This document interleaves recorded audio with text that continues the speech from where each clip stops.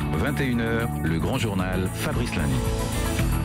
C'est le leader de la vidéo, de la location de films, présent un petit peu partout en France et notamment en région parisienne. La moitié des points de vente de Vidéo Futur, c'est ici en Ile-de-France. Mathias Hautefort, bonsoir. Bonsoir. Mathias Hautefort, directeur général de Vidéo Futur Entertainment Group.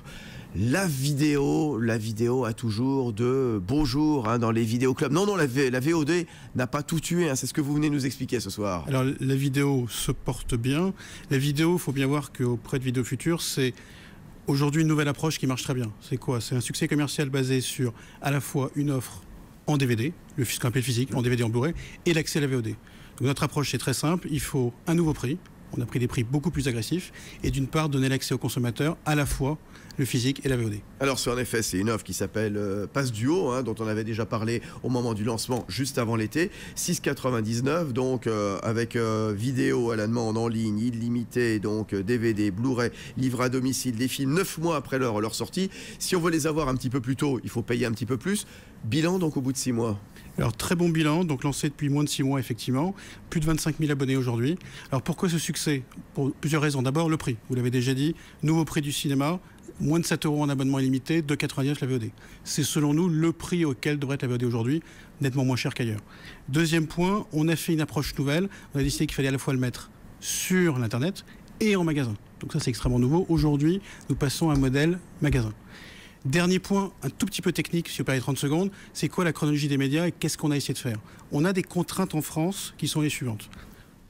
Au bout de 4 mois, un film sort en DVD ou en VOD. Au bout de 10 mois, il disparaît de la VOD pour entrer ce qu'on appelle en télévision payante, mais le DVD reste. Sur Canal+, notamment. Sur Canal+, notamment. Donc si vous voulez avoir le film que vous cherchez vite, il faut faire du DVD et de la VOD. Et si vous voulez garder la possibilité de voir votre film, il faut rester aussi en DVD.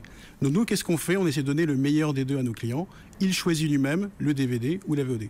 Et pour être extrêmement précis, c'est plusieurs mois avant d'être sur Canal+, qu'un film passe chez Vidéo Futur. Ouais, vous avez pu contourner comme ça la loi, non? On ne contourne pas, on respecte totalement le principe de la loi. Ce qu'on fait, c'est qu'on profite de l'ensemble des fenêtres qui sont la somme des deux, VOD, DVD. J'ai un exemple très simple, Pirates des Caraïbes 4. Oui. À la fin de semaine, vous ne l'aurez plus en VOD partout, chez nous ou ailleurs. Vous l'aurez toujours en DVD, en Blu-ray, chez nous. Ouais. Et il était important comme ça d'aligner les tarifs de la vidéo physique et puis donc de la vidéo dématérialisée, ce qu'on appelle la VOD. Je crois qu'il y a un juste prix auquel le consommateur est prêt à payer aujourd'hui le cinéma à domicile. C'était trop cher dans le passé en termes de système tel qu'il était et la VOD était trop chère. Nous, on a considéré qu'il fallait revoir l'ensemble, donc un prix illimité, sans engagement par abonnement pour le physique, et une VOD à 2,99. En plus, qui permet l'immédiateté s'il le souhaite. Un client, il peut tout de suite avoir un film.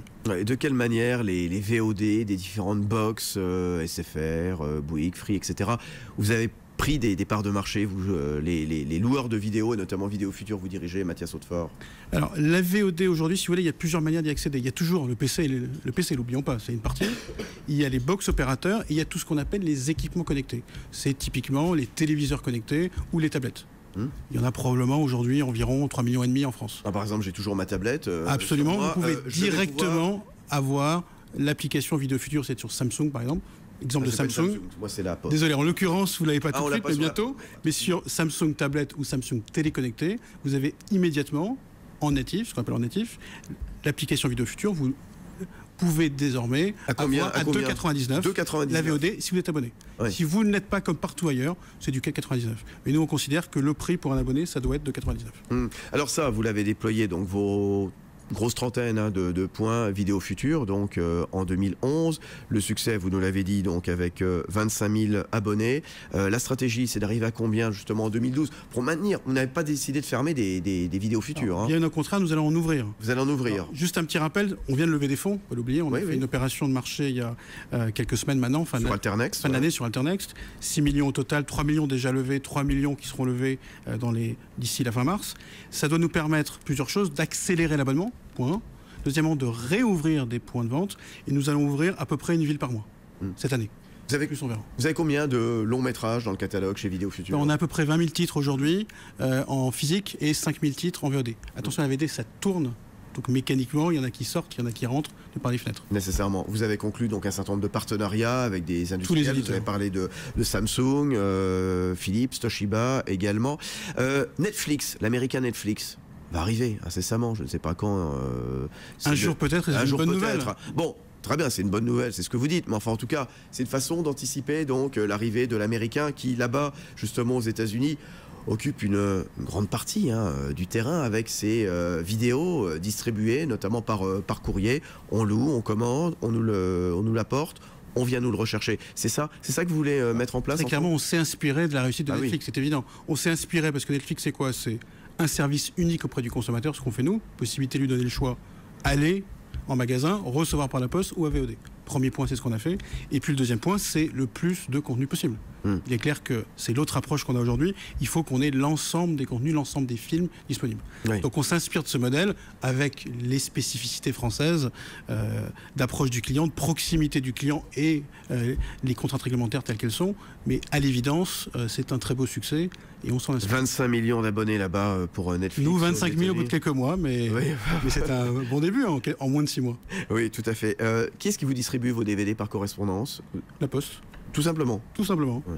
Alors, les DVD arrivent chez vous avec une enveloppe, vous les remettez dans l'enveloppe dès qu'ils sont vus. Netflix, c'est évidemment une concurrence redoutable. On ne sait pas quand est-ce qu'ils vont arriver, mais bon, vous positionnez d'autant plus redoutable qu'ils ont signé des accords de partenariat avec des sociétés de production pour acheter des séries en exclusivité, par exemple.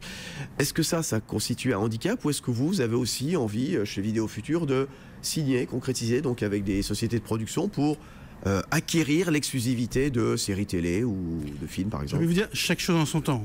En cette nouvelle stratégie à 6 mois, on a clairement une nouvelle étape qui démarre en 2012. On accélère avant tout le nombre d'abonnés, on augmente les offres, on a revu les tarifs, on a une approche multicanale.